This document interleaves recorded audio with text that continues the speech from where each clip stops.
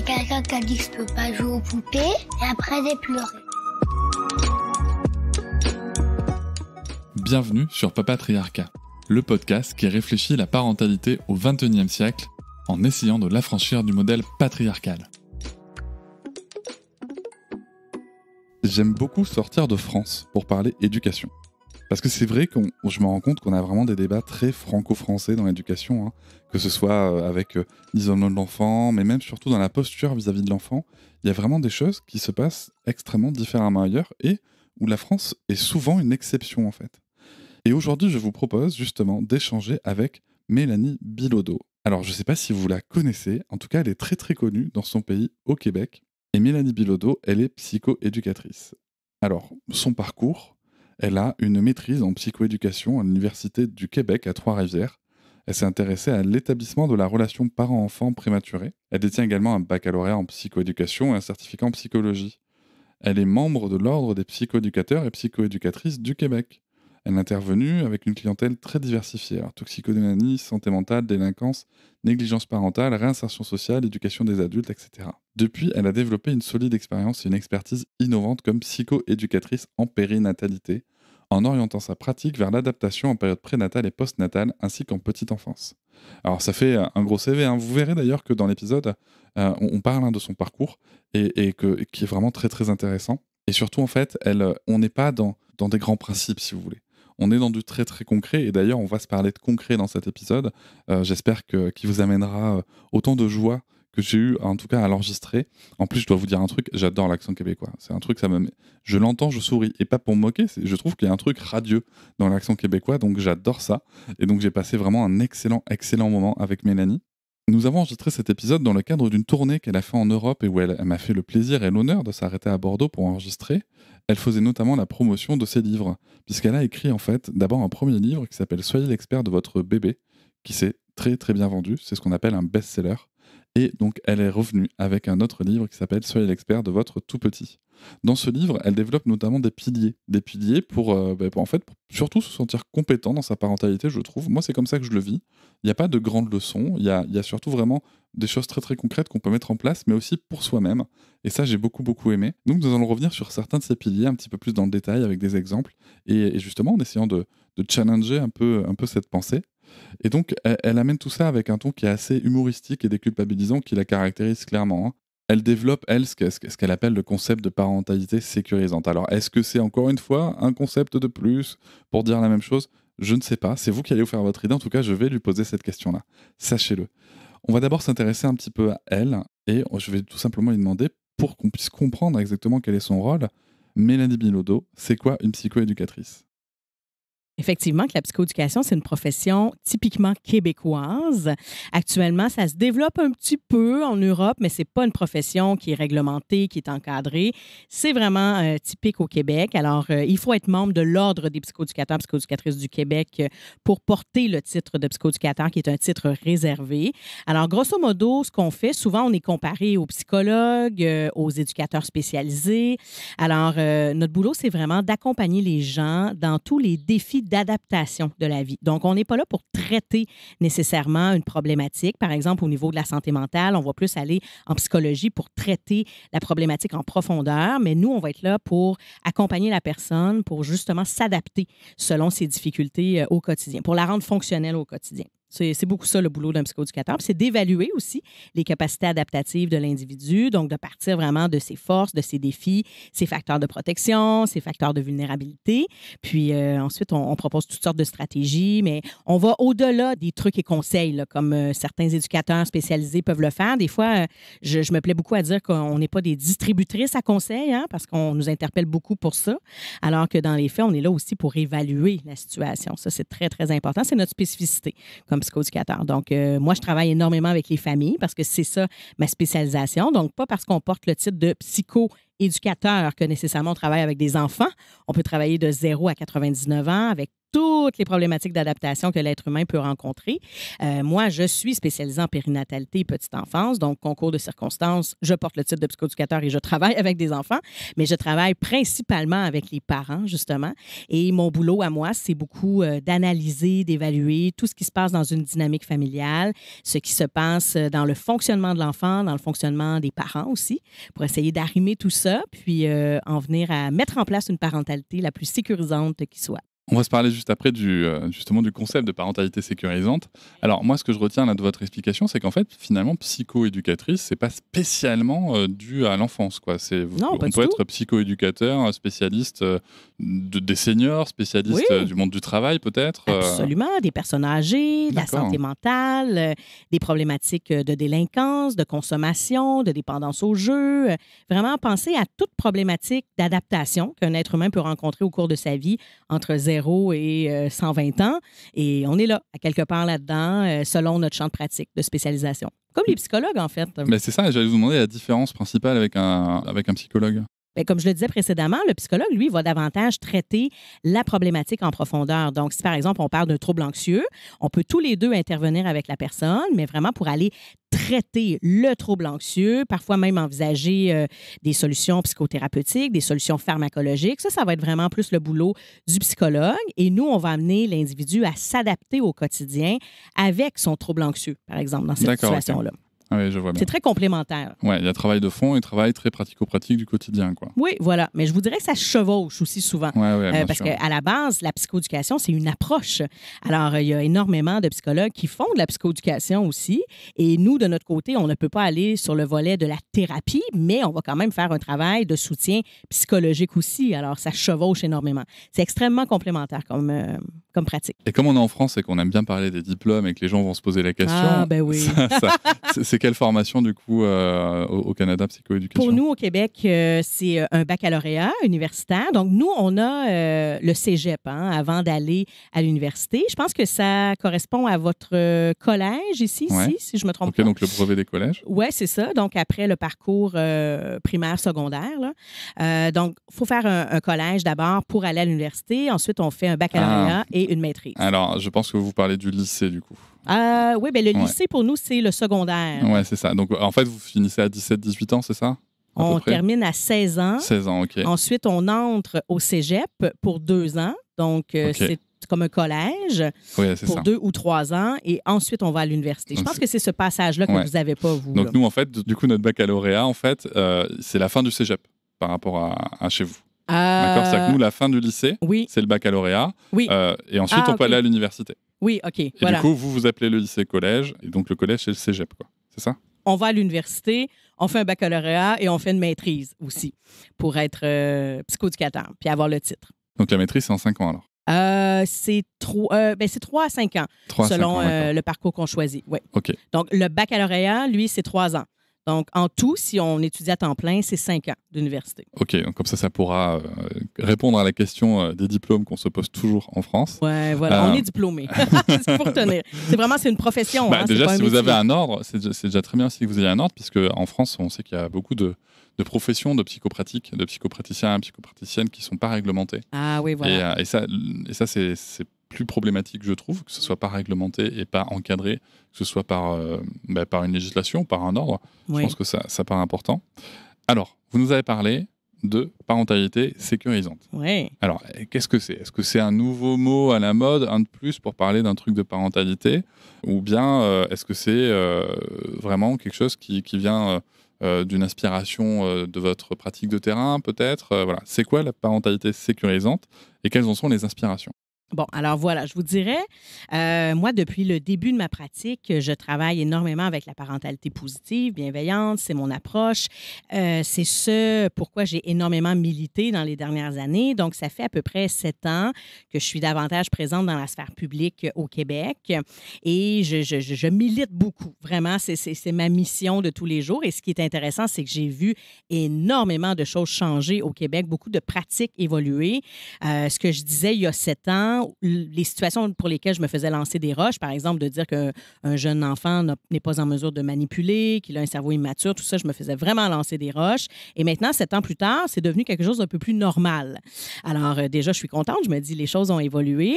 Mais je ne sais pas pour vous, en France, je pense que vous n'êtes peut-être pas rendu à vivre cet enjeu que nous, on vit de façon un peu plus intense au Québec, mais la parentalité positive ayant pris énormément de terrain, ce qui est une excellente chose.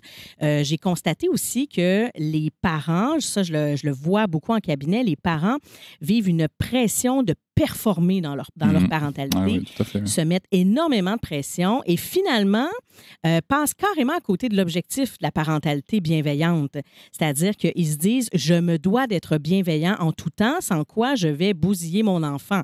Si je ne réponds pas aux pleurs dans la minute qui suit, je vais bousiller son cerveau. Mon enfant va sécréter trop de cortisol et blablabla. » Donc, on se retrouve avec des parents qui vivent ce que j'appelle le syndrome de l'universitaire. Donc, même s'ils ne sont pas allés à l'université, ils ont tout lu sur le sujet du développement de l'enfant.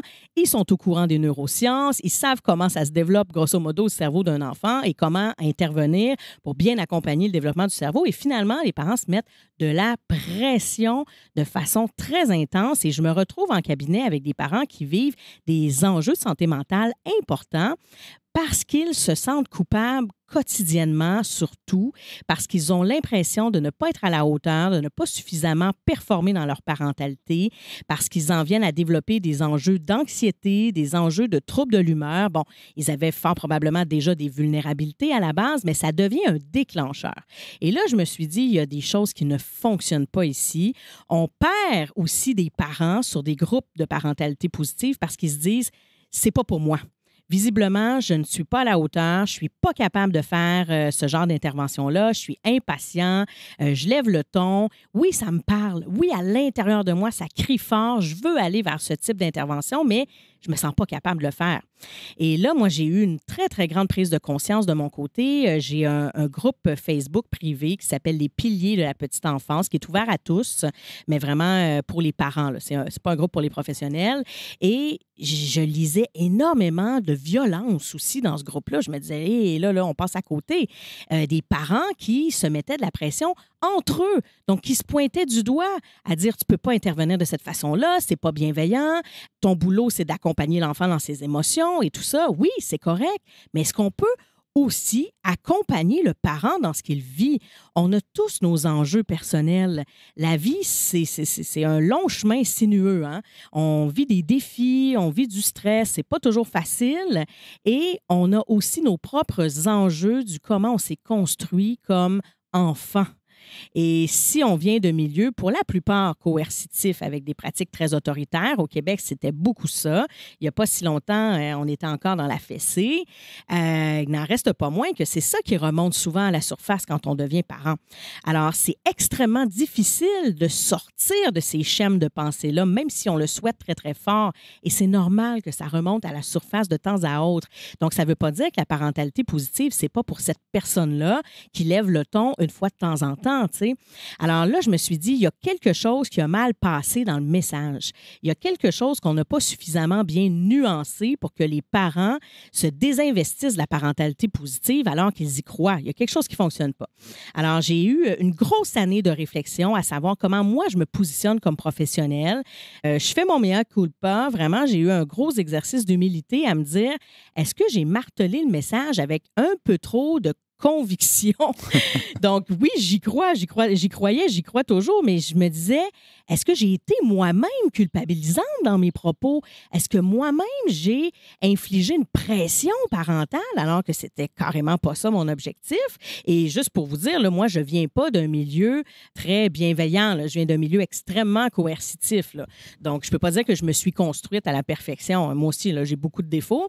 Alors, bref, au terme de toute cette réflexion-là, j'en suis venue à me dire comment on peut passer le message de l'importance de la bienveillance tout en prenant soin du parent à travers tout ça. Donc, en faisant énormément de recherches scientifiques, j'avais déjà écrit mon premier livre, « Soyez l'expert de votre bébé ». J'ai vraiment soulevé dans la littérature, en faisant une grande recension des écrits, j'ai vraiment soulevé tous les concepts théoriques, tout ce que la science nous dit présentement, toutes les données probantes en matière de développement de l'enfant qui viennent justifier en quelque sorte la parentalité positive. Et au cœur de ça, ce qui aurait sorti de ma recherche, c'est que le plus important, c'est pas qu'on soit bienveillant 100% du temps, qu'on ait cette posture bienveillante, oui, mais ça se pourrait que notre intervention ne le soit pas toujours. Ça arrive. Mais l'important, c'est que l'enfant soit, somme toute, sécurisé. Est-ce que la récurrence de mes interventions et de mes interactions avec l'enfant font en sorte qu'il développe un attachement sécurisant à moi qui suis sa figure de soins significative? Est-ce que mon enfant se développe en ayant une sécurité affective suffisamment solide pour faire face à l'adversité dans la vie et pour être capable peut-être d'encaisser la situation dans laquelle moi j'ai débordé? Non, ça ne justifie pas le fait que j'ai débordé comme parent. C'est mon boulot de prendre soin de moi, c'est mon boulot de guérir de mes blessures, mais comme je ne suis pas parfait, des fois je vais lever le ton et je ne serai pas fière de moi par la suite. C'est mon boulot d'aller reprendre ça avec mon enfant par la suite, de reconnaître que je lui ai fait peur, de reconnaître que j'ai été dans le tort. Mais si mon enfant est somme toute sécurisé par la récurrence de mes interventions, ça ne va pas le bousiller, cette situation-là. Généralement, on le voit, les enfants sécurisés, si on lève le ton ou qu'on fait des yeux un peu méchants, l'enfant, souvent, va pouffer de rire parce qu'il n'a pas peur de nous, hein? Et c'est une excellente chose. Et là, bien, ça aussi, ça fait partie de notre mission de tous les jours. Ça fait partie de la vôtre aussi, Cédric, hein, de dire qu'on n'est pas à vouloir casser les comportements des enfants et vouloir à tout prix que l'enfant obéisse. On n'est pas à vouloir non plus installer ce climat d'autoritarisme, à dire, bien, il faut que ton enfant ait peur de toi, c'est une bonne chose. Au contraire, hein, on ne veut pas ça. Donc voilà, c'est un peu ça l'idée de la parentalité sécurisante. Puis vraiment, au cœur de ça, là, ce que je veux mentionner, ce qui est important, c'est la notion de sensibilité parentale. C'est vraiment au cœur de mon modèle parce que j'ai développé le modèle conceptuel de la parentalité sécurisante en me disant faut mettre ça par écrit, là, finalement. Il faut conceptualiser, finalement, tout ce qui aurait sorti de la recension des écrits. Alors, au cœur de ça, c'est la sensibilité parentale. Parce que tout individu qui se connecte à sa sensibilité, soit parentale, soit éducative, donc si je suis un éducateur, par exemple, en petite enfance, une assistante maternelle, un grand-parent, peu importe, quand je me connecte à ça, j'ai envie d'être bienveillant.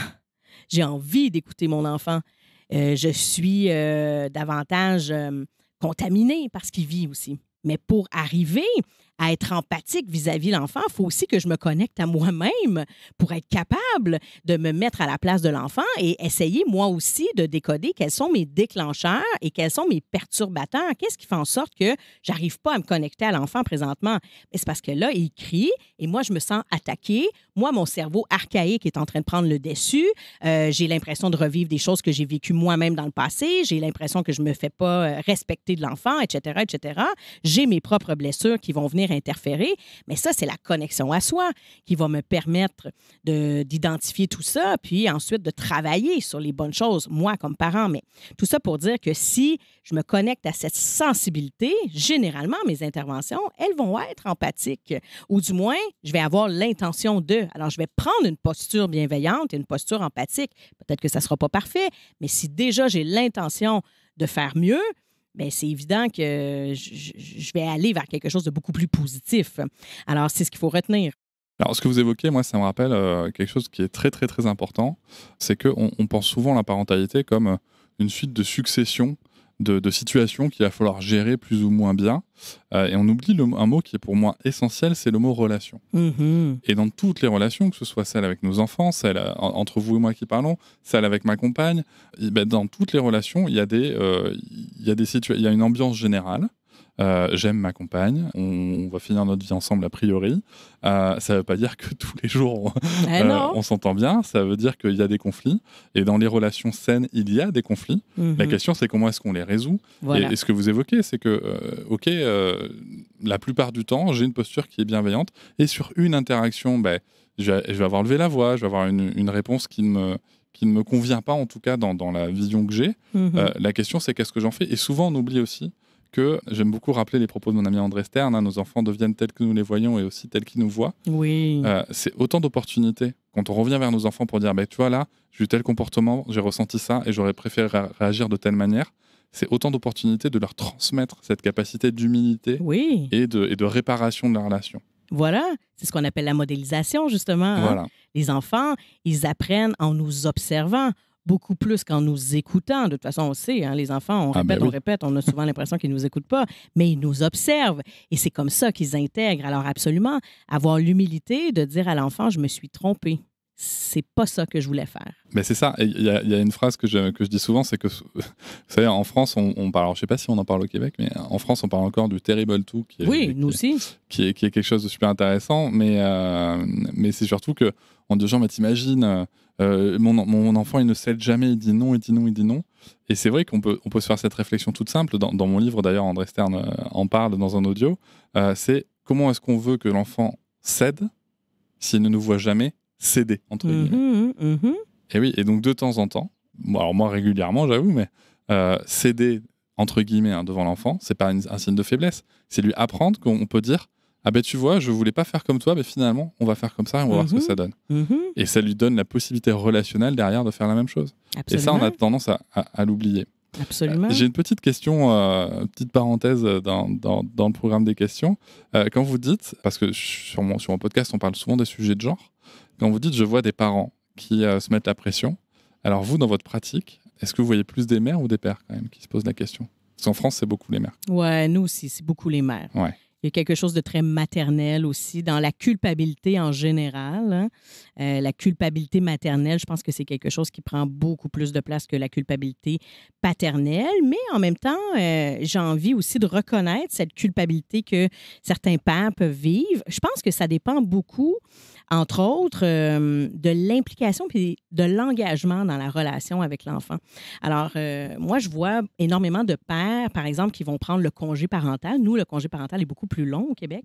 On a cette immense chance. Donc, on parle de 50 semaines de congé parental. Donc, il y a une partie qui est attribuée uniquement à la mère, une partie uniquement au père. C'est 5 semaines de congé paternel, hein, que le père ne peut pas échanger avec sa conjointe. Puis, par la suite, il y a une trentaine de semaines là, qui est échangeable entre les partenaires. Mais tout ça pour dire que je vois des pères qui prennent une trentaine de semaines de congé paternel, de congé parental. Et souvent, je constate que ces pères-là, non seulement vont être plus engagés dans la relation avec leur enfant, mais vont vivre un peu plus de culpabilité aussi, parce qu'ils se remettent beaucoup plus en question, parce qu'ils ont l'impression que la responsabilité est davantage sur leurs épaules. Alors, on est dans une société encore très matricentrée. Hein? C'est encore beaucoup les mères qui portent le fardeau de l'éducation des enfants, qui portent le fardeau de la gestion de la famille, de l'organisation des tâches, etc. La charge mentale, malheureusement, c'est encore beaucoup les mères souvent qui la portent, mais il y a des pères aussi là, qui la portent, il faut la nommer.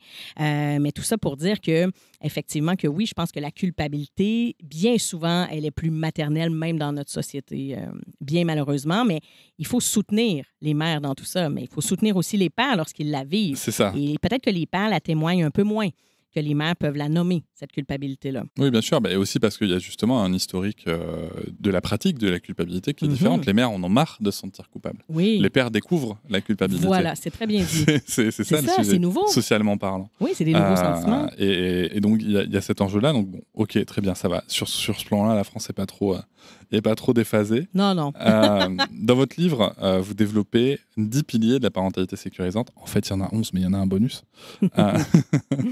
J'aimerais qu'on revienne sur quelques-uns de ces piliers pour permettre aux parents qui nous écoutent de découvrir ces sujets-là. Le premier pilier, vous écrivez « éduquer plutôt que discipliner ». Qu'est-ce que ça veut dire? Alors, dans la petite enfance, on est à enseigner les choses aux enfants. Et on est encore dans une société où on souhaite les discipliner. Alors, on souhaite que l'enfant entre dans le cadre, que l'enfant obéisse lorsqu'on lui dit quelque chose qui réponde sur commande. On est encore là. Et on se fait énormément mettre de pression encore par souvent les générations antérieures, mais même encore dans notre génération, on entend certains parents dire « il faut que tu lui casses ça, là, le comportement. Là. Il faut qu'il apprenne ». Et ça, c'est aller davantage vers des pratiques plus disciplinaires. Mais particulièrement dans la petite enfance, essayer de discipliner un enfant, ça n'a juste aucun sens parce que l'enfant a tout à apprendre. Il a encore un cerveau extrêmement immature. Il a des débordements émotionnels qui sont tout à fait normaux parce qu'il n'a pas la capacité d'autorégulation encore.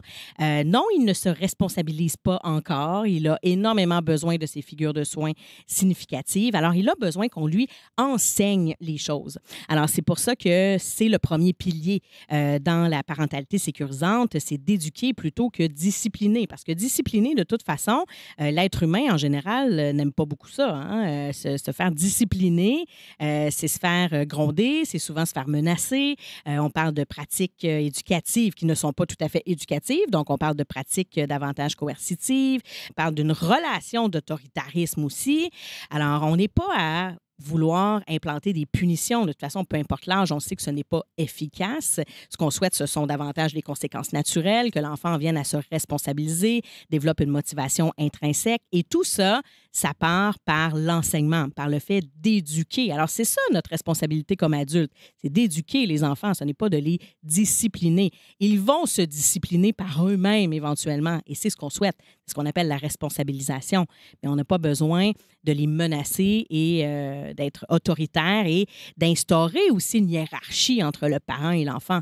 Chacun d'entre eux ont leurs responsabilités. Les enfants ont des responsabilités et les adultes ont des responsabilités, mais il n'y a pas de hiérarchie. L'adulte n'est pas au-dessus de l'enfant. Est-ce que l'adulte a un cerveau plus mature? Absolument. Donc, c'est pour ça qu'il a davantage de responsabilités dans l'éducation et c'est à lui d'enseigner les choses à l'enfant et de le soutenir au quotidien. Mais voilà, on n'est pas à vouloir discipliner nos enfants. Ça ne fonctionne pas de toute façon. C'est clairement démontré sur le plan scientifique. Non seulement c'est démontré sur le plan scientifique, je renvoie à l'épisode notamment, à l'épisode 101 avec Alan Kazin qui est très très clair sur le sujet, et aux épisodes avec Héloïse Junier, enfin voilà, il y a tout un tas de spécialistes qui sont exprimés dessus, mais en plus c'est aussi contraire à ses droits. Voilà. Notamment la plupart des techniques de discipline utilisées sont contraires aux droits de l'enfant, à la Convention internationale des droits de l'enfant. Et c'est important aussi, parce que là on parle de l'enfant comme un sujet d'éducation, c'est aussi un sujet de droit, et il faut que ces deux pans se rejoignent.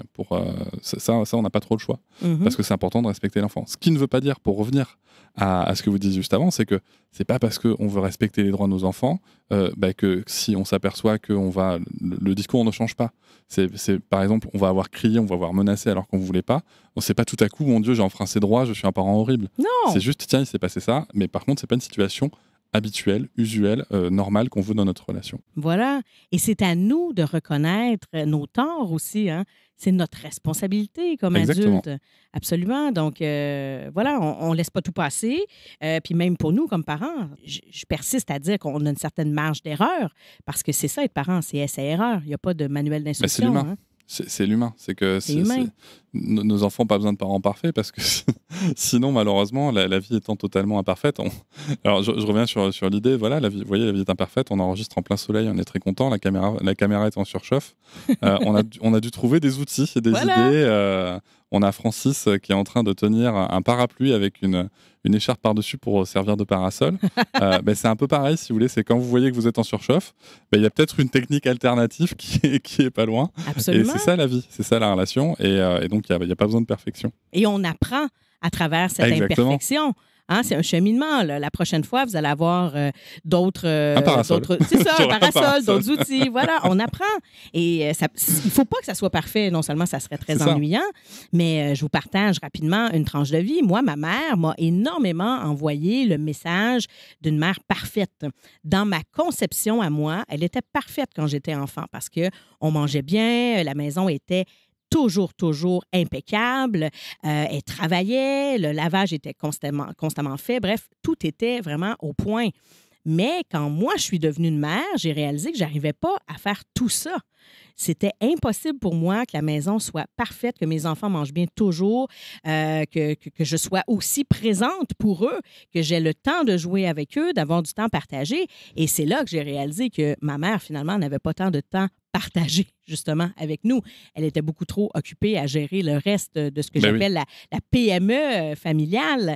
Mais voilà, mais ça reste que j'ai vécu cette pression-là parce qu'elle m'a envoyé le modèle de la mère parfaite en ne protestant jamais, en ne ne disant jamais qu'elle trouvait ça difficile, alors que maintenant, je le sais avec mes yeux de femme de presque 40 ans, que oui, c'était extrêmement difficile pour elle. Elle vivait ses enjeux, mais elle les nommait pas.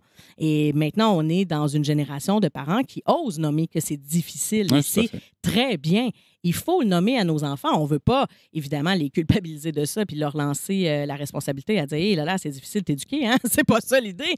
Mais on est humain. C'est de dire aujourd'hui, papa, maman, on a eu une grosse journée. C'était difficile. Aujourd'hui, je suis stressée un peu. C'est une discussion que j'ai eue il n'y a pas longtemps avec une abonnée qui répondait sur le sujet du sommeil, en fait. De pouvoir dire. En fait, c'est toute une nuance, je trouve, entre, par exemple, le sommeil, c'est un gros sujet. Oui. Il y a beaucoup de parents, en priorité des mères, hein, qui expriment leur fatigue. Et en fait, suite à l'échange, la personne me disait, mais en fait, j'ai le droit de dire que je suis fatiguée. Absolument. En tant que mère, j'ai le droit. Oui, tout à fait, bien sûr qu'on a le droit. Mais il y a une différence entre dire, tiens, même dire à son enfant, je suis fatiguée parce que je ne dors pas assez, j'ai besoin de plus dormir, que de lui dire, je ne dors pas assez à cause de toi. Ah oui. Il y a vraiment cette posture-là qui va être très différente. Oui. Et je pense que c'est ça qu'on peut travailler et qu'on doit apprendre justement à exprimer nos besoins, mais sans forcément les faire reposer. La faute, on cherche souvent à qui la faute en France. Hein. Oui. Hein? La faute, forcément, encore plus sur l'enfant. Oui. C'est notre responsabilité de parents de soutenir un enfant. C'est pour ça qu'on choisit, la plupart du temps, d'avoir des enfants. Mais c'est ça aussi qui est difficile, je trouve, notamment en ce moment où justement on nomme les choses, on nomme les problématiques, c'est qu'on se rend compte que c'est notre responsabilité de soutenir un enfant dans une société qui ne nous soutient pas en tant que parents. Voilà, c'est très bien dit. Et ça, c'est difficile. Oui. Et c'est ça qui crée la colère, je trouve. Oui. Mais dans tous les cas, c'est pas une faute à faire poser sur les épaules de l'enfant. Non. Il y a une responsabilité qui est individuelle aussi pour travailler sur son parcours. Oui. Et moi, ce que je défends dans ce podcast, c'est qu'il y a une responsabilité qui est éminemment politique et sociale, que ce soit dans les représentations sociologiques qu'on peut avoir, mais aussi dans les politiques qui peuvent être menées, notamment vis-à-vis de la parentalité. Oui. Oh oui, les instances gouvernementales, politiques ont énormément de rôle à jouer aussi pour non seulement changer les différentes politiques en lien avec les enfants. C'est super intéressant ce que vous avez ici en termes de charte des droits des enfants, ce qu'on n'a pas, nous, au Québec, on ne parle pas de ça. On a la protection de la jeunesse, mais ça, c'est autre chose. Mais voilà, ça reste que, oui, il y a énormément d'actions à poser. Je pense à nous, au Québec, ce qu'on a présentement comme enjeu principal, c'est la pénurie dans les centres de la petite enfance. Alors, les mères ne peuvent pas, je dis les mères parce que la plupart du temps, c'est elles qui prennent le congé parental prolongé. Elles ne peuvent pas retourner sur le marché du travail parce qu'il manque de place en garderie pour les enfants. Alors, elles sont à la maison par défaut, pas par choix. Et là, évidemment, on a un retour en arrière. Là, hein? Les féministes en nous, on crie fort. Hein? Et il y a aussi cette espèce de discours dichotomique qui dit que certaines féministes vont dire, ben justement, hein, tu as la chance de rester à la maison, reste avec ton enfant, le congé prolongé, c'est une bonne chose. Et d'autres vont dire, ah non, tu dois absolument retourner sur le marché du travail. On s'est tellement battu pour que tu puisses intégrer le marché du travail. Mais l'idée dans tout ça, c'est être dans une société pro-choix. Exactement. Qu'est-ce que moi, je veux être comme parent et qu'est-ce que je veux, comment je veux accompagner mes enfants dans tout ça? Moi, je retiens la phrase d'une sage-femme qui s'appelle Chantal Birman en France, qui est passée dans le documentaire À la vie, qui est militante féministe depuis 40, 50 ans peut-être, et qui dit une phrase très intéressante, c'était sur l'IVG, l'interruption volontaire de grossesse, qui dit en fait, le féminisme ne se pose pas de question de savoir si c'est bien ou pas bien. Le féminisme se demande, est-ce que le choix est accessible ou pas. Et voilà. Et c'est tout. Et en fait, moi, c'est ma définition que j'ai gardée du féminisme, c'est se battre pour les choix. Voilà. Pour les choix de toutes. Celles qui veulent rester à la maison, elles doivent pouvoir le faire, tout en ayant une indépendance financière, avec une valorisation du travail domestique peut-être. Mais bon, on s'éloigne un petit peu, peut-être que nous y reviendrons dans le bonus. Mais l'idée dans tout ça, c'est de prendre soin de soi aussi, pour être capable de bien accompagner nos enfants. Alors, si on est épanoui, soit à la maison, soit sur le marché du travail, on va être davantage disponible pour nos enfants et accessible pour eux, sensible à leurs besoins aussi. Un autre pilier sur lequel je voulais revenir, vous parlez de construire une alliance coparentale. Oui. Alors ça, je crois que c'est un gros sujet. Est-ce qu'on a 2-3 heures devant nous? Qu'est-ce que vous pouvez nous en dire? Bon, alors, je vais essayer de vous résumer grosso modo ma pensée là-dessus. Sinon, vous irez lire le chapitre dans mon livre « Soyez l'expert de votre tout petit ». Mais ça reste que le coparentage, c'est un pilier extrêmement important. Puis c'est aussi une composante de mon modèle de la parentalité sécurisante parce que ça reste qu'on a besoin de village pour accompagner un enfant. On est dans une société très individualiste présentement, tant au Québec qu'en France, je pense.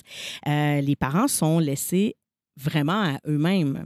Ils sont seuls pour élever leurs enfants. On a très peu de villages pour les soutenir. Alors, est-ce qu'on peut au moins faire équipe avec notre partenaire. Et c'est ultra important parce que l'enfant a aussi besoin de ces exemples-là au quotidien. Il a besoin de voir une relation soit homme-femme, femme-femme, père-père. Bon, ça n'a pas d'importance.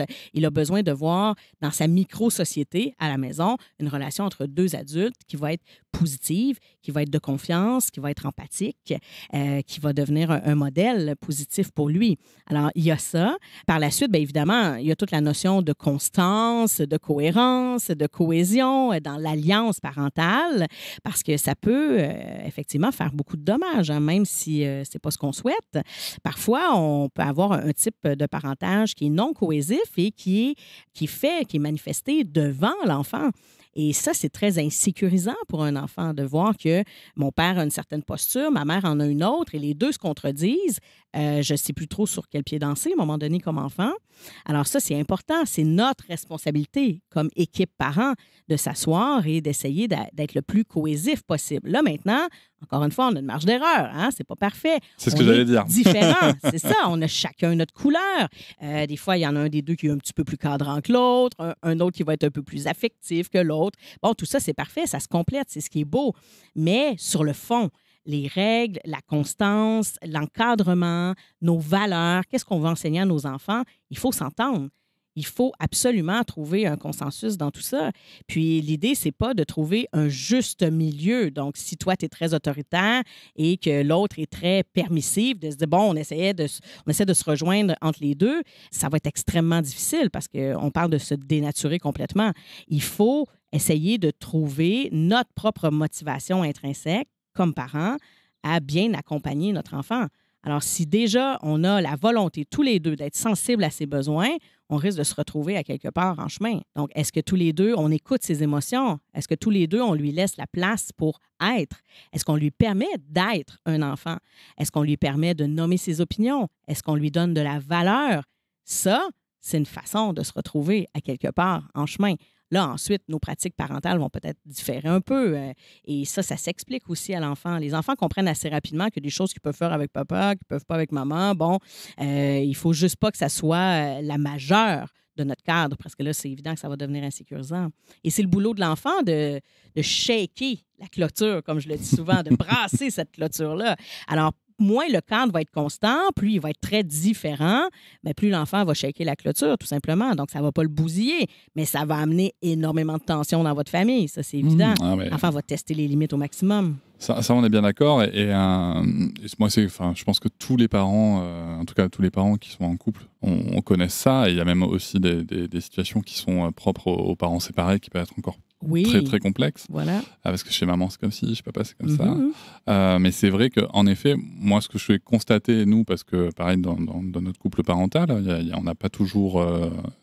on n'est pas toujours très en phase, et puis il y a peut-être eu des périodes de relâchement par endroits. Et c'est vrai qu'on se retrouve avec, vous dites shaker la clôture, donc on a fait avec un test de la relation. Pour moi, en fait, c'est un test de la relation. C'est l'enfant qui dit, là, je ne sais pas où je suis, parce que d'un côté, on me dit ci, de l'autre, on me dit ça, donc j'ai besoin de savoir.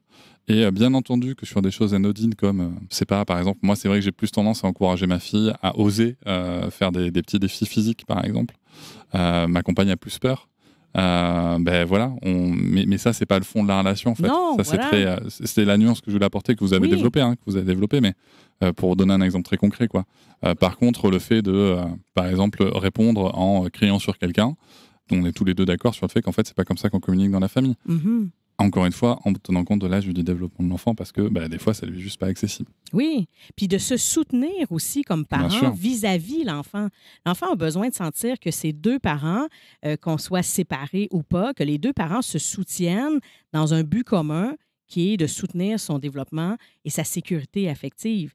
Alors, d'essayer pour donner un autre exemple concret, d'essayer de ne pas reprendre son ou sa partenaire devant l'enfant. Ouais. C'est vraiment pas souhaitable. Sauf si vraiment on sent que la sécurité, le développement de l'enfant peuvent être compromises. Par exemple, tu sens que ton ou ta partenaire est en train de péter un plomb, carrément, commence à crier, à humilier l'enfant. Là, c'est plutôt le contraire. C'est notre responsabilité de parents d'aller défendre l'enfant. Alors, on ne va pas aller discréditer le partenaire en disant, bon, t'es un ci, t'es un ça, mais on va plutôt dire, hey, retire-toi. retire-toi. Là, ça ne fonctionne pas. Et on a le droit ensuite d'aller dire à l'enfant, là, papa était très fâché. Non, c'était pas adéquat la façon dont il t'a parlé. Je suis d'accord avec toi. Ça t'a fait peur, hein? Tu veux, tantôt, on va aller lui en parler. Il y a une pratique que j'ai découverte sur les réseaux qui est de potentiellement utiliser un mot de sécurité. Mhm. C'est-à-dire que quand on voit que son partenaire, son coparent est en train de péter un câble, pour pouvoir intervenir sans forcément que l'enfant prenne peur, et aussi justement pour dire au partenaire, attends là, il se passe ça, mais de manière très simple. Par exemple, je sais pas, on pourrait dire rhinocéros. Mhm. Oui, c'est on ça. intervient, on se dit donne un rhinocéros, code. on se donne un code, et en plus tout de suite, clac, c'est du soutien. Ça veut dire, attends, là il se passe quelque chose, je viens t'épauler. Je viens pas te juger, je viens t'épauler. Parce que j'ai l'impression que tu es en train de péter un câble, et ça fait faire prendre conscience aussi aux parents qui est en train de péter un câble, Oui. qu'il est en train de péter un câble. Et justement, c'est le moment d'aller souffler. Et je trouve que ça, c'est une petite astuce que je trouve intéressante à développer. Oui, il faut effectivement, il faut se donner un code. Chez moi, on dit tag team, hein? Ça veut dire viens m'aider, là, j'ai vraiment besoin d'aide. J'ai une employée, une psychoéducatrice dans mon équipe qui propose le truc du téléphone que j'adore, que j'utilise maintenant. Donc, c'est de dire à ta partenaire, je pense que tu as un appel. Ah ouais. Et ça permet aussi à l'autre, non seulement de prendre conscience que, je pense qu'il y a quelque chose qui ne fonctionne pas dans mon attitude présentement, mais ça permet aussi de se réajuster. Donc, de dire, est-ce que je prends l'appel ou je ne le prends pas? Alors, est-ce que je me sens capable de respirer, de reprendre le contrôle de mes émotions pour poursuivre mon intervention, ou est-ce qu'effectivement, je vais aller prendre l'appel? Et on a le droit d'insister un peu, de dire, non, je pense que tu as vraiment un appel. Oui, bien, tu peux lui dire que je vais la rappeler plus tard. Non, je pense que c'est très urgent. Je pense que tu as besoin de le prendre maintenant. Oui, tu penses? Bon, parfait, je vais aller le prendre. Mais ça permet aussi de faire en sorte que les enfants, du moins les plus petits, ne perçoivent pas trop rapidement que, OK, papa, maman, ça va pas présentement. Ils ont un code. À un moment donné, le code, ils le perçoivent. C'est correct. Mais là, à ce moment-là, on leur explique ce que ça veut dire, ce code-là, parce que ça peut devenir insécurisant. OK, est-ce que ça veut dire que je peux plus avoir confiance en mon père ou en ma mère dans ces situations-là? Donc, on leur explique tout simplement. Nous, à la maison, le tag team, ils comprennent vraiment ce que c'est, là. Si je dis tag team, c'est que là, je me sens très émotive et j'ai besoin d'aide. Donc, tu peux encore compter sur moi.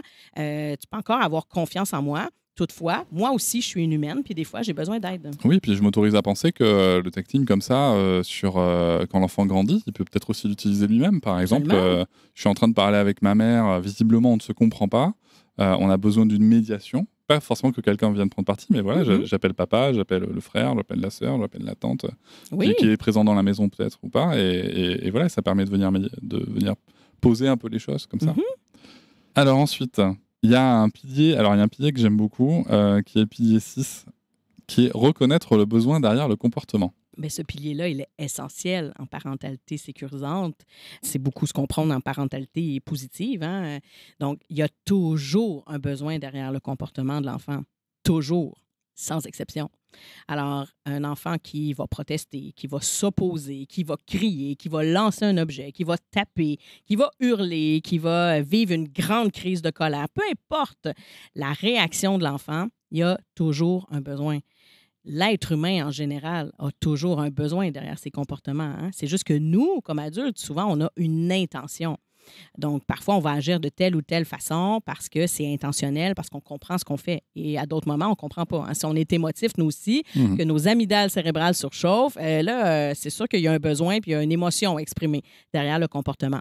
Mais les tout-petits, particulièrement, n'ont pas d'intention derrière le comportement. Ils ne vont pas faire exprès pour lancer un objet, pour blesser quelqu'un. Même si le parent dit « Non, il comprend très bien, hein. Moi, quand je reprends ça avec lui, il me dit « C'est pas bien, maman, hein, il ne faut pas lancer les objets. » Oui, il le comprend parce que là, il est calme, il est capable de réfléchir et ton enfant est extrêmement intelligent, somme toute. Et puis, toute. il a appris à répéter aussi. Et voilà, il a appris à répéter. Il n'a pas trouvé tout seul, cette phrase. Eh oui, c'est ça, voilà. Puis, tranquillement, les conventions sociales, il commence à les intégrer, mais il n'est pas nécessairement capable de les appliquer.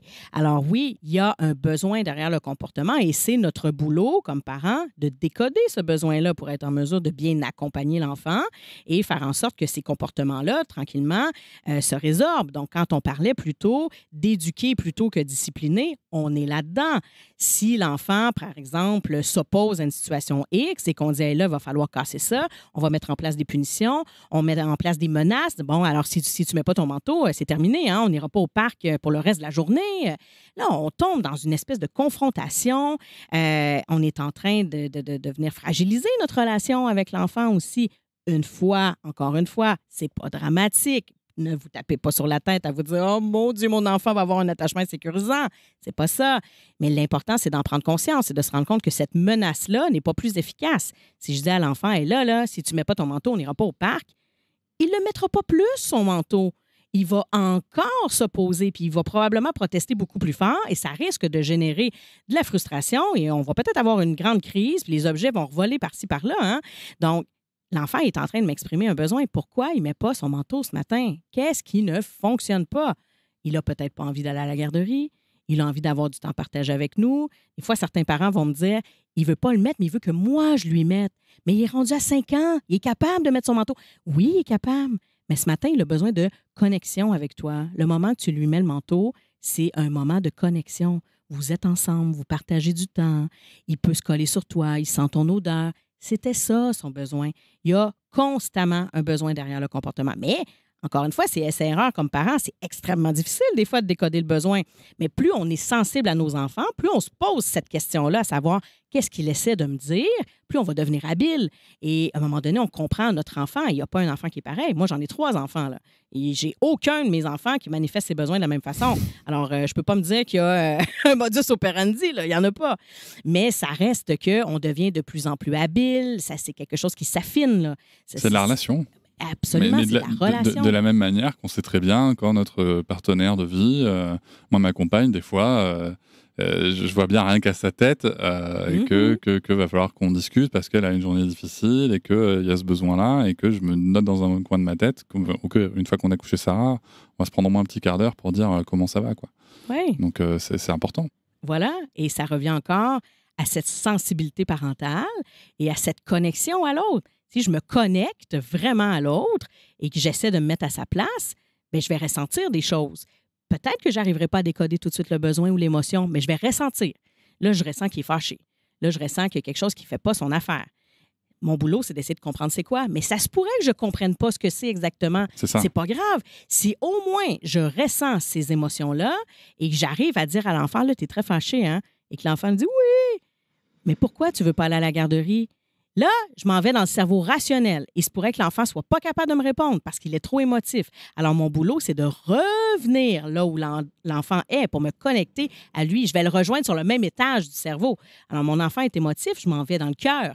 Je m'en vais pas dans la tête. Si je tombe dans le pourquoi, explique-moi quelles sont les raisons, l'enfant ne sera pas capable. Il n'est pas là en ce moment. Il est au 2e étage de son cerveau. Et toi, tu l'amènes au 3e. Alors, je vais te rejoindre au 2e et je vais aller me connecter à ton émotion. C'est difficile ce matin, hein? Oui, je comprends. C'est un matin compliqué. Ça te fait de la peine, ça te met en colère. Oui, je comprends. Je comprends. Tu veux, on va se coller? Tu veux un câlin? Tu veux que je reste à côté de toi? Des fois, ne rien dire, c'est super adéquat. Tout à fait, c'est l'intervention à faire. Et bien souvent, on cherche à ajouter un « mais » au bout. On cherche à justifier. Alors, les parents vont me dire, bien, je le fais ça, je me connecte à son émotion, je valide, je normalise, mais ça ne fonctionne pas. Mais pourquoi ça ne fonctionne pas? Parce que tu as ajouté un « mais », justement. Hein? Donc, tu n'as pas envie d'aller à la garderie ce matin, je comprends. Mais tu sais, mon cœur, va falloir y aller. Hein? C'est important, la garderie. Moi, je dois aller travailler et blablabla. Et là, on repart. Et là, l'enfant, il hurle. Il se sent à moitié compris. On vient un peu d'invalider. Et en même temps, c'est vrai pour le parent.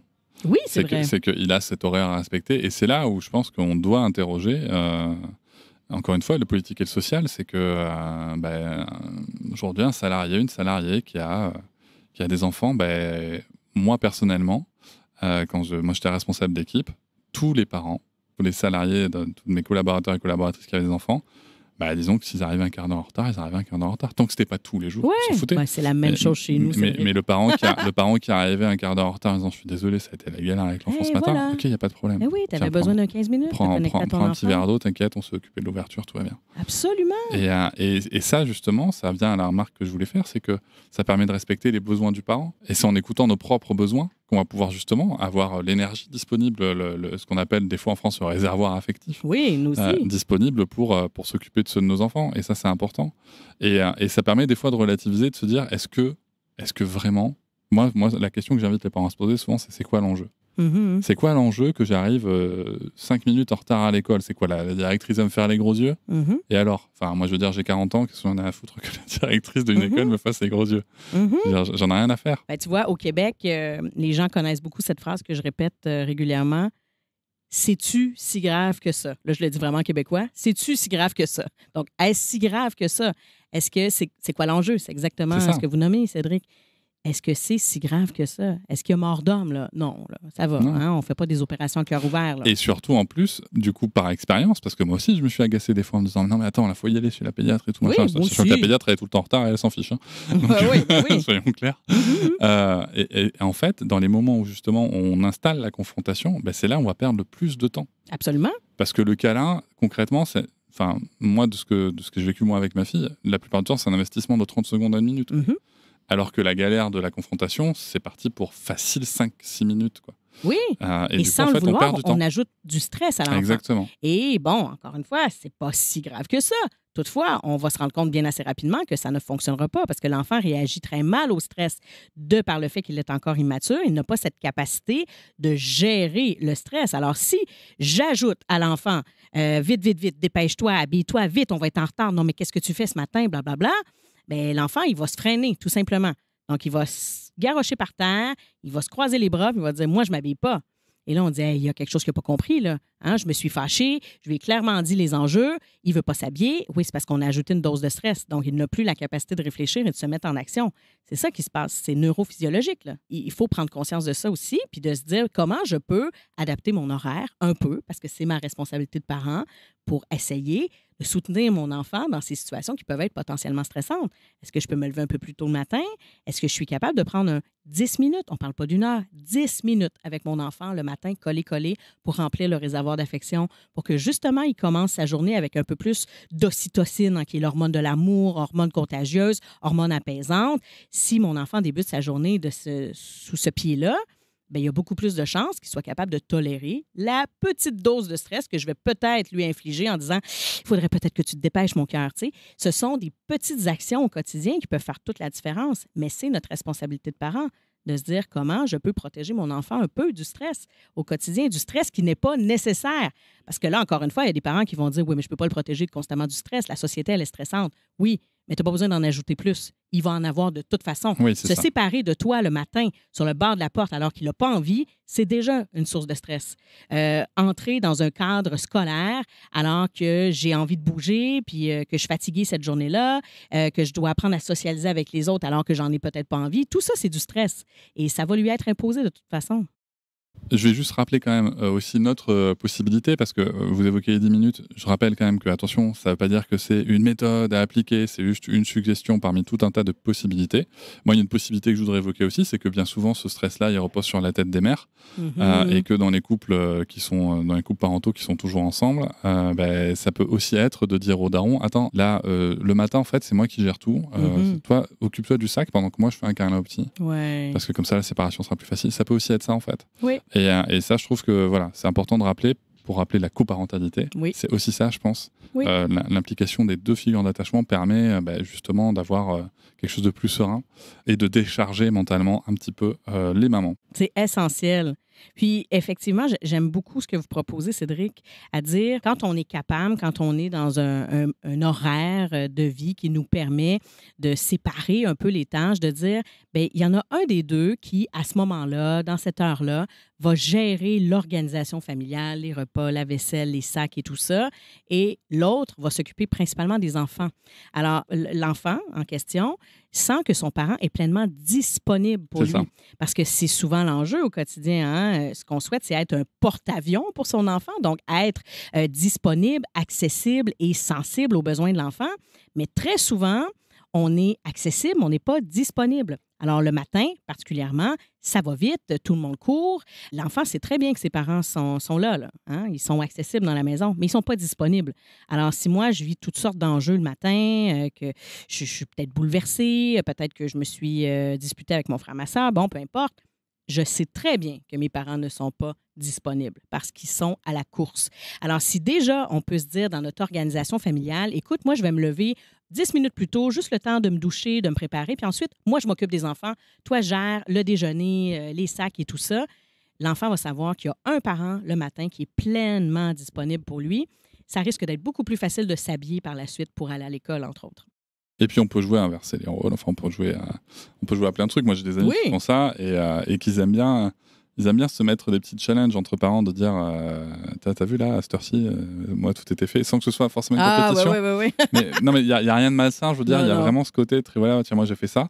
En fait, c'est plutôt de se dire quelle bonne pratique j'ai mis en place pour réussir ça. Et c'est super intéressant parce que du coup, ils s'aperçoivent surtout qu'il y a des bonnes pratiques qui marchent avec l'un et pas du tout avec l'autre. Mais j'ai envie de rebondir sur ce que tu nommes, sur ce que vous nommez. Cédric, je m'excuse, je me promène du dessus au vous des fois. Au Québec, on est très fort sur le dessus. Alors, on parle ici de la notion de reconnaissance aussi. On parlait de coparentage plus tôt. Une des composantes ultra importantes du coparentage, oui, il y a la communication, tout ça, bon, je vous en parle pas trop, mais la reconnaissance. Donc, de reconnaître ce que l'autre fait dans notre dynamique familiale, ce qu'il apporte de positif, mais aussi que moi, je me sente reconnue dans ce que j'apporte dans notre dynamique familiale. Et ça doit se faire dans la réciprocité. C'est ultra important et ça change tout par la suite dans le coparentage parce qu'évidemment, si je me sens reconnue, je me sens valorisée, j'ai davantage envie de m'engager, d'enlever un peu la charge mentale à l'autre et voilà, c'est parti. Mais d'oser prendre cette place et dire à l'autre « Merci pour ce que tu as fait ce matin, hein, ça m'a beaucoup aidé. Hey, bravo, cette intervention-là, chapeau, hein, ça s'est très bien passé. Hey, tu as vu tantôt, le petit, tu lui as mis la main sur l'épaule, il s'est apaisé tout de suite. Wow, c'est fou l'effet que tu as sur lui. » Ces petits gestes-là, ces petites paroles-là, des fois, font toute la différence dans notre sentiment de compétence parentale et ça vient augmenter l'alliance parentale. Bien sûr. Alors, petite astuce comme ça, la reconnaissance. Est-ce que je me sens reconnue et est-ce que je reconnais l'autre? Puis des fois, c'en est un enjeu de communication, ça, de dire, bien, il me semble que je suis toute seule à te valoriser et à reconnaître ce que tu fais, mais j'aimerais aussi qu'il y ait une réciprocité. Alors, il faut prendre le temps de se le nommer. Hein? Non, mais c'est bien, il faut oser le dire. Et puis, c'est très simple parce que ça amène une communication simple et directe dans le couple et ça fait toujours du bien. Et essentiel. Un autre pilier, le pilier 8, du coup, gros sujet aussi, définir un cadre clair et constant. Ah, voilà. On y est. On y est. Bon, effectivement, il y a beaucoup de choses à dire là-dessus, mais moi, j'aime beaucoup utiliser l'analogie de la clôture. Alors, je l'utilise dans mon livre et je me suis amusée à définir certains types de clôtures selon certains types de parentalité. L'enfant a besoin d'avoir une clôture dans sa cour extérieure. Évidemment, c'est une analogie, mais si j'habite une maison, que j'ai un grand terrain et que ce n'est pas clôturé, puis que, par exemple, la rue est tout de suite de l'autre côté, bon, ça peut être potentiellement dangereux pour l'enfant, particulièrement pour les plus petits. Alors, l'enfant a besoin d'avoir cet espace qui va être bien délimité sur le terrain, qui va être clair et qui va être constant parce que la clôture est toujours la même, elle ne bouge pas. Et ça, c'est sécurisant pour l'enfant. Ça lui permet d'aller explorer ensuite sur le terrain de jeu autant qu'il le souhaite. Il a une libre exploration, mais en connaissant très bien les limites, sans avoir peur du danger. Si je n'ai pas suffisamment bien instauré ma clôture, parce qu'il y a différents types de clôtures, je pourrais avoir une clôture du type plante vivace. Là. Ça, c'est sûr que ce n'est pas l'idéal. Donc, moi, j'ai l'impression que mon terrain est un peu délimité. Toutefois, l'enfant peut entrer, sortir comme il veut, mais surtout, n'importe qui, n'importe quoi peut entrer, sortir comme il veut. Et ça peut devenir dangereux et insécurisant pour l'enfant. Alors, deux types d'enfants ici. Soit qu'on a l'enfant qui est extrêmement téméraire, qui, lui, va partir, prendre la poudre d'escampette, aller explorer, puis finalement, on va le perdre, on va le trouver 3 rues plus loin. Cet enfant-là va vivre des échecs, il va avoir probablement peur en cours de chemin et, par la suite, va avoir peur de ressortir justement à l'extérieur.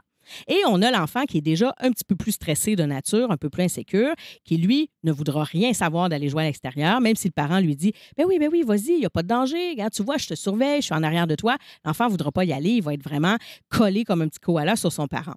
Alors, c'est exactement la même chose qui se passe dans une dynamique familiale. Si on n'a pas un cadre, justement, donc la clôture étant nos règles, nos limites, très, très claires et très constantes, très cohérentes avec l'enfant, bien, il va y avoir 2 types d'enfants. Soit l'enfant qui va grimper dans notre clôture quotidiennement, qui va la brasser, qui va essayer de tester la relation, donc à quel point je peux avoir confiance en mon parent. C'est ça que l'enfant est en train de faire. Bien souvent, à tort, on se dit que c'est un enfant qui n'obéit pas, qui est irrespectueux, qu'on n'a pas assez discipliné, justement, mais c'est le contraire. C'est un enfant qui est un peu insécurisé. Il doute de la confiance qu'il peut avoir vis-à-vis de son parent. Moi, je ne sais pas à quel point mon parent est solide dans la vie. Alors ça, c'est très insécurisant. Alors, je vais faire quoi? Bien, je vais aller brasser la clôture, je vais aller tester les limites. Alors oui, des fois, je vais crier très fort, je vais peut-être taper mon parent. Mon parent va me dire « Je préfère que tu ne fasses pas ça. » L'enfant va faire le contraire. Il va tester jusqu'où mon parent peut se rendre dans cette situation-là. Et il y a évidemment aussi l'enfant qui, au contraire, va avoir tendance à se replier un peu sur lui-même. Il va vouloir plaire à son parent parce qu'il sent que le parent est très instable dans tout ça. Donc, va chercher à protéger un peu son parent. Là, on est vraiment dans une relation un peu malsaine. Voudra pas crier trop fort, voudra pas faire trop de bruit, voudra pas que son parent se mette en colère ou faire de la peine à son parent. Je pense à un parent, par exemple, qui serait dans un état un peu plus dépressif ou en burn-out parental. Ben là, l'enfant va vraiment chercher à le protéger. Alors, c'est pas souhaitable, ça non plus. Donc là, on est dans une relation de parents qui est davantage désengagée.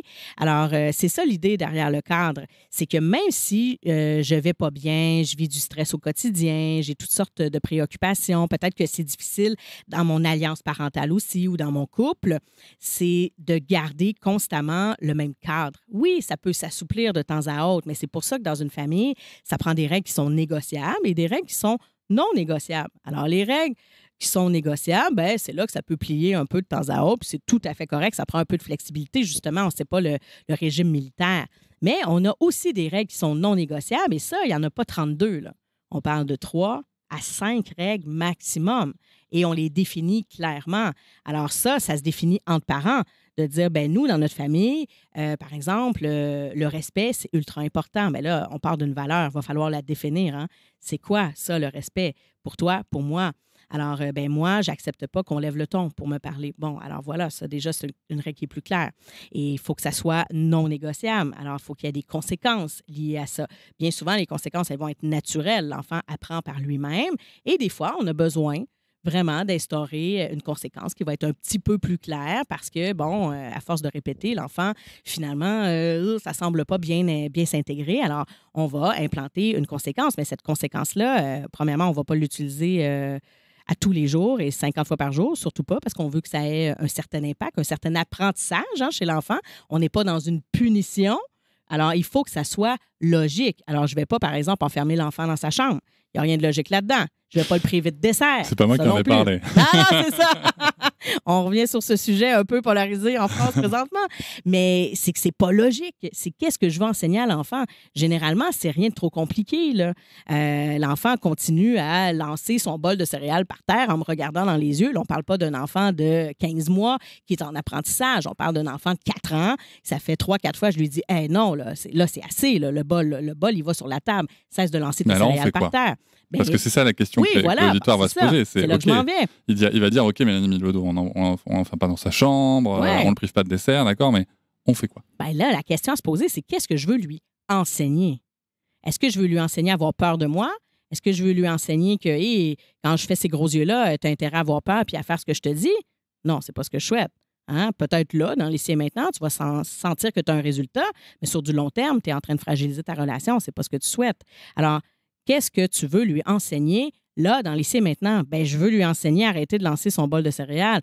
Bon, parfait. Ça a quoi comme conséquence quand on lance le bol? Ben, je dois le ramasser puis je suis vraiment épuisée de ça. Bon, ben, fais-lui ramasser le bol. C'est simple comme ça. Ah ouais, hein?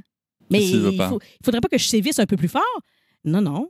Parce que souvent, on se dit, il faudrait que ça génère un malaise chez l'enfant pour qu'il ne répète plus le comportement. Il va se sentir tellement mal à l'aise, ça va tellement être désagréable pour lui, il ne va pas le reproduire. Mais non, c'est pas comme ça que ça fonctionne. L'enfant est en apprentissage. Alors, il va encore répéter le comportement, même s'il a vécu un malaise, même si tu l'enfermes dans sa chambre. Le malaise, il est grand, là. Il va sentir une injustice, il va se sentir humilié, mais il va encore répéter le comportement quand même, parce qu'il est extrêmement impulsif, parce que ses ondes d'impulsion et d'inhibition et d'impulsivité dans le cerveau ne sont pas encore connectées. Alors, le comportement, il va encore se répéter. L'idée, c'est que l'enfant comprenne le pourquoi on souhaite qu'il ne fasse pas ce comportement-là, mais qu'il comprenne l'impact de ce comportement. Donc, il lance son bol de céréales, mais on va le ramasser, mon grand. Et c'est toi qui vas le ramasser. Tu as besoin d'aide parce que tu es trop petit. Bien oui, je vais t'aider. Absolument, je suis là, je te soutiens. Et c'est comme ça que l'enfant comprend. Et quand on le fait, c'est vraiment pas long qu'on constate que l'enfant développe une certaine responsabilisation. C'est très courant qu'on voit des tout petits d'à peine 2 ans et demi, échapper un bol de céréales, ils se lèvent, ils vont chercher le linge, ils commencent à ramasser eux-mêmes. Puis les fois, on fait « Oh, mais pauvre coucou, je vais t'aider. » Mais voilà, l'enfant s'est responsabilisé parce que c'était logique. C'est un enseignement. C'est ça l'idée. Et la question qu'on va vous poser en France, parce qu'on adore poser ce genre de questions, c'est d'accord, mais s'il ne veut pas le ramasser. Ah, voilà, ben on Ah ouais. attend. On attend qu'il soit disponible pour le faire. Alors moi j'ai une phrase là-dessus que j'utilise avec ma fille, c'est une astuce que j'ai trouvée sur les réseaux. J'utilise dès que. Oui. Quand ça peut arriver que ma fille a un comportement comme ça, par exemple elle jette son bol de céréales ou jette sa tartine, elle veut quand même en manger une tartine en fait. Elle a jeté son année scolaire, mais en fait c'est la première à être triste du fait de voir sa tartine par terre et non consommable. Donc elle me dit non mais je veux quand même ma tartine. Et moi je veux dire mais il n'y a pas de souci ma chérie, dès qu'on a nettoyé, on pourra refaire une tartine. Voilà. Et ça, je veux vraiment faire la différence parce que ce DQ, pour moi, il n'est pas magique, mais il est quand même très, très efficace. Oui. Parce que c'est pas une condition de punition, en fait. C'est juste une condition de conséquence logique. Mais bien sûr, tu pourras... C'est-à-dire, je n'empêche pas d'accéder à ses besoins physiologiques de manger. Il n'y a pas de souci. Mais juste d'abord, on va régler cette situation qui est problématique. Tu vois, on va régler ce problème. Et dès qu'on a réglé le problème, on va pouvoir revenir dans une situation qui, elle, est valide dans la relation. Voilà. Et c'est aussi une stratégie que j'utilise, le DECE. Ah ouais. Parce que ça permet aussi à l'enfant de se trouver une certaine zone de contrôle dans tout ça. Exactement. Parce qu'il y a une question d'âge. Hein? Alors, si je pense à un enfant de 3, 4 ans qui cherche énormément à contrôler plein de choses dans son environnement, ce qui est tout à fait normal, encore une fois, ce n'est pas d'avoir le dessus sur l'adulte. Il est en apprentissage, il découvre son plein pouvoir sur l'environnement. Il faut lui en laisser une zone de contrôle. Et le moment où je te dis, ben, il va falloir ramasser, il se pourrait que ça génère une émotion. Ça se pourrait que la colère monte en toi, petit enfant de 4 ans. Et à ce moment-là, tu n'es plus connecté dans ton cerveau rationnel. Et quand je te demande de ramasser et que je t'explique le pourquoi du comment des choses, ça, c'est logique. Ça, c'est du rationnel. Encore une fois, je veux t'amener au 3e étage de ton cerveau alors que tu es au 2e. Alors, je dois aller te rejoindre au 2e étage. Si je continue à t'expliquer puis à dire, là, calme-toi, tu dois ramasser, je te l'avais dit, c'était la 2e fois que je te le disais, ça, c'est du rationnel. L'enfant ne t'écoute plus, tu le vois qu'il est émotif, tu le vois qu'il est rouge de colère. Attends que ça descende. Alors, le dès que, c'est là qu'il va être pertinent de lui dire, OK, dès que ta colère sera passée, on pourra ramasser. C'est correct, on va prendre le temps. Et une fois la colère passée, l'enfant, il va le faire. Parce que là, il arrive à réfléchir puis faire, ah oui, maman, c'est vrai, hein, on ne devrait pas lancer les céréales par terre. Mais non, mon cœur, c'est pas grave, on va le ramasser. On va le ramasser. La prochaine fois, on y pensera. Je pense que c'est important de se rappeler, de partir du principe que les enfants ont toujours envie de faire leur mieux et qu'ils le font par ailleurs. Oui. Isabelle Filiosa me disait, cette semaine, j'ai eu le plaisir de la rencontrer, puis elle me disait, les enfants ne sont pas nos ennemis. C'est ce qu'elle répète régulièrement. Ben oui. De cesser de se dire que les enfants sont nos ennemis. Ah, parce que c'est la vision en France. On ne peut pas avoir le déçu sur eux. Hein? C'est la vision en France qui est portée malheureusement, que l'enfant est là pour nous dominer, que si on ne le domine pas, si on ne le dresse pas, c'est nous qui allons finir dressés, alors que c'est pas ça du tout qui se passe. Mais encore une fois, c'est parce qu'on n'est pas dans une vision de relation. Voilà. On est dans une vision de domination. C'est le regard sur l'enfant qu'il faut changer. Voilà. On répète souvent ce qu'on nous enseignait. Hein? On ne nous a pas respectés pour la plupart d'entre nous comme enfants. On est très nombreux. Mais ça, alors du coup, là, c'est encore un autre sujet, mais avant d'attaquer le dernier pilier, on va peut-être pouvoir faire une mini parenthèse, mais c'est vrai que ça aussi, c'est quelque chose que ça arrivait chez nous. Moi, j'ai eu la chance dans mon parcours de vie de faire une thérapie, puis de me former pour être thérapeute. Et je me rappelle très très bien de ces émotions que je ressentais au tout début quand j'avais ma fille, quand elle était tout petit bébé et que je passais du temps avec elle et quand même crier dessus, mais elle avait moins d'un an, elle a quand même crié alors que je faisais de mon mieux. J'avais cette petite voix en moi qui me disait, donc mon enfant intérieur, qui me disait mais pourquoi elle a ça alors que moi j'ai pas eu ça. Voilà. Je ressentais cette jalousie là. Ouais. Et je pense qu'à un moment en fait, faut pas avoir peur de cette émotion là non plus. Il faut dire écoute, toi t'as pas eu ça, mais maintenant toi et moi, justement parce que toi tu sais ce que tu as ressenti, mais on va éviter qu'elle ressente ça. Et je pense que c'est des dialogues intérieurs qui sont très très très intéressants à développer. Fin de la parenthèse. Ouais, on pourrait en parler longtemps, mais c'est ça. On refera un épisode. Cet enfant intérieur, on doit en prendre soin. Hein. Mais oui. Puis il faut lui parler. Moi, il faut l'écouter surtout. Il faut l'écouter. Voilà. Même quand c'est très très déstabilisant, il faut l'écouter. Moi, j'apprends progressivement à soutenir cet enfant-là à l'intérieur de moi. Parce qu'il y a des moments que j'entends la petite Mélanie de 8 ans, enfermée dans sa chambre, qui vit de l'injustice. Je l'entends ça très, très souvent. Puis c'est ça qui prend le dessus des fois quand je deviens orgueilleuse, quand j'ai de la difficulté à m'excuser, quand j'ai de la difficulté à reconnaître mes torts, quand je me sens pas comprise. Bon. Et tranquillement, j'apprends à lui parler. Et ça se travaille. Oui, parce que personne, à cet âge-là, l'a validé, cette émotion-là que je vivais. Exactement. Alors, au lieu maintenant de me dire, non, mais t'es vraiment bête, pourquoi tu penses comme ça, tu sais qu'il n'a pas voulu être méchant avec toi ou peu importe, j'apprends progressivement à me dire, attends, t'as le droit de te sentir comme ça. Là, t'as de la peine pour telle raison. Comme on le fait avec les enfants, en fait. Mais c'est ça.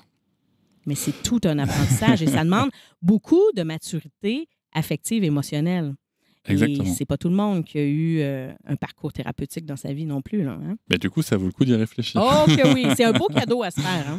Hein? Justement, pilier 10, être doux avec soi-même. Ouais. Alors, du coup, ce pilier-là, on est quand même revenu dessus plusieurs fois depuis qu'on a commencé. On vient d'ailleurs de parler du fait de faire une thérapie. Est-ce qu'il y a quelque chose que vous souhaiteriez rajouter là-dessus? Oui, bien, j'ai envie de rappeler l'exemple que je nomme dans le livre, qui est celui du masque à oxygène.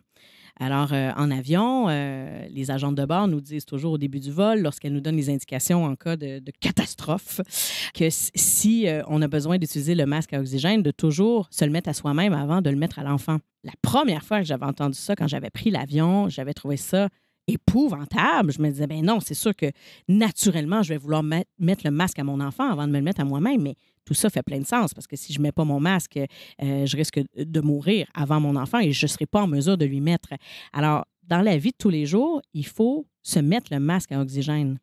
Alors, bien souvent, on s'investit énormément auprès de nos enfants, surtout lorsqu'ils sont très petits. Je pense à la première année de vie, les premiers 18 mois, on est très, très, très investi. Surtout si on est dans des pratiques davantage de parentage, de proximité. C'est très, très exigeant. Et c'est vrai que souvent, nos besoins prennent un peu le bord, hein? Ils passent au second plan, alors qu'il faut aussi être à l'écoute de ses besoins et essayer d'y répondre autant que possible. Alors, on a le droit à un enfant de 18 mois. Le petit bébé, un peu moins, évidemment, on va y répondre là, beaucoup plus rapidement, mais un enfant de 18 mois, j'ai le droit de lui dire « Attends un peu, je vais terminer mon assiette. J'ai faim, moi aussi. Je termine mon assiette. » Là, on ne parle pas d'un service, un souper 6 services là, avec l'apéro, le digestif. On parle de terminer son assiette. Oui, tout à fait, oui. Attends, mon cœur. Mais là, lui, il a un besoin. Hein, on revient à ça. Un besoin derrière le comportement. Là, il proteste, il s'accroche à moi. Quel est son besoin? Là, son besoin, c'est de connecter avec moi. Alors, je peux quand même y répondre. Là, tu veux venir t'asseoir sur moi, mon cœur? Non, je veux jouer avec toi. Ah, mais là, moi, je peux pas. Là, je termine mon assiette.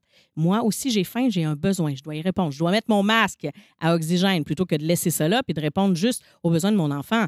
Et là, mon enfant n'est pas en détresse. Il proteste. Et ça, j'en parle beaucoup dans mon livre, la différence entre les pleurs de stress, les pleurs de décharge émotionnelle et les pleurs de protestation. C'est très différent.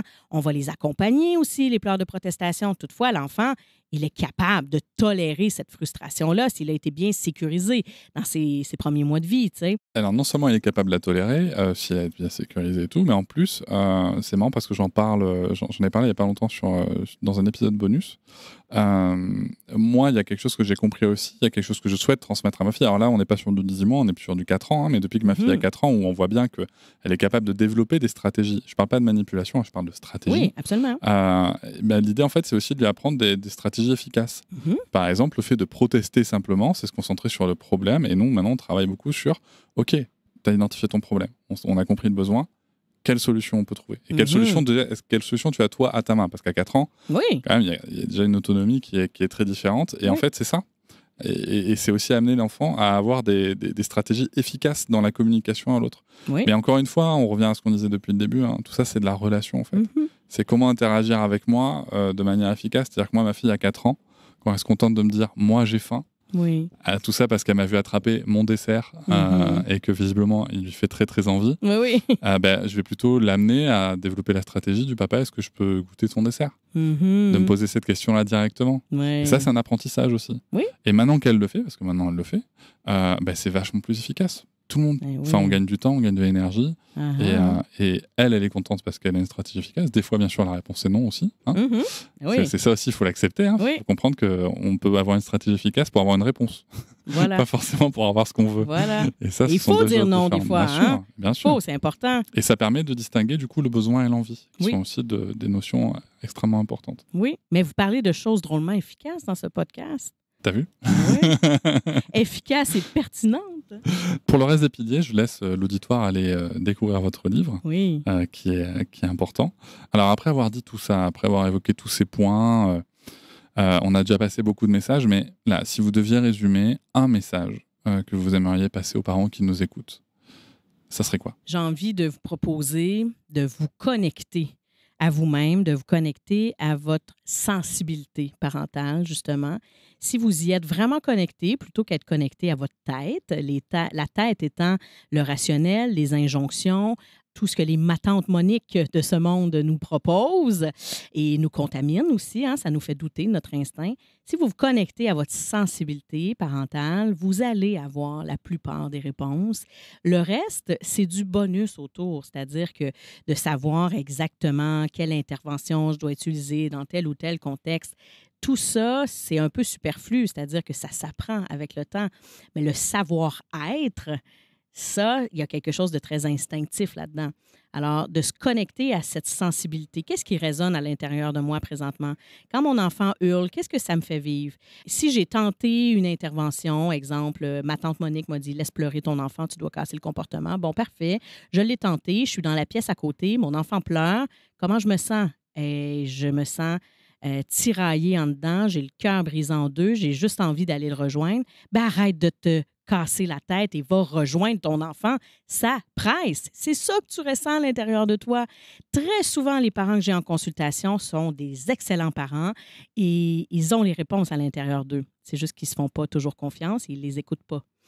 Parce que ma tante Monique, qui est le pédiatre ici et ça, est venue interférer dans leur jugement parental. Donc, écoutez ça, puis le gros du boulot va être fait. L'important, ce n'est pas d'être parfait, c'est être sécurisant avec nos enfants. Et ça, on est presque tous capables de le faire. Si on sent qu'on a nous-mêmes une certaine insécurité affective, bien, ça se travaille.